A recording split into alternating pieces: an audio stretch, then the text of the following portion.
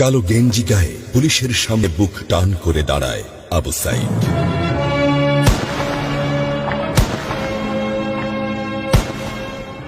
Police তাকে রক্ষা করার বদলে গুলি করে।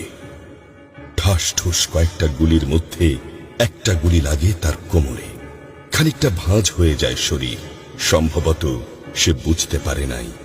ঘাড় ঘুরিয়ে কোমর দেখার চেষ্টা করে একবার, তারপর আবার আগের মতো আবার দুই হাত প্রসারিত করে সিনা টান করে দাঁড়ায়।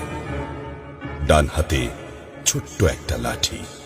বিশ্ববিদ্যালয়ের প্রধান ফটকের পাশে বেশ কয়েকজন পুলিশ, হাতে রাইফেল, রাইফেলের তাজা গুলি, আবারও গুলির শব্দ। পরে গুলিটা কোথায় লাগলো বোঝা গেল না। তবে আবু সাইদ টলছে।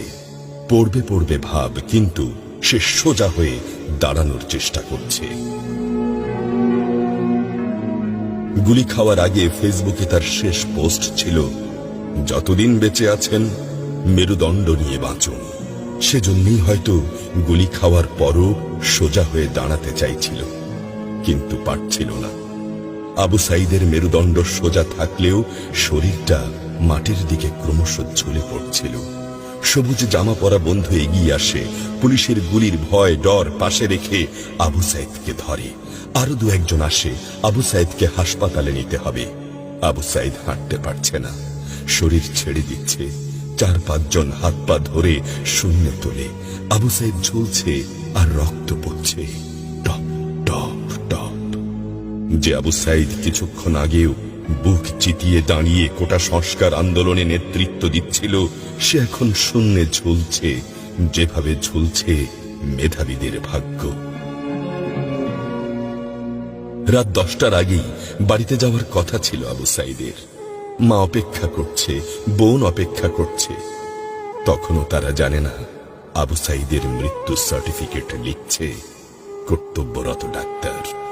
নাম আবু সাইদ, পিতা মকবুল, ঠিকানা বাবনপুর, পীরগঞ্জ, রংপুর। বয়স 25। মৃত্যু কারণ আগমনের সময় মৃত্যু। তারিখ 16/7/24, রাত 8টা 5 minute. Serial number 240434, Rangpur medical college হাসপাতাল।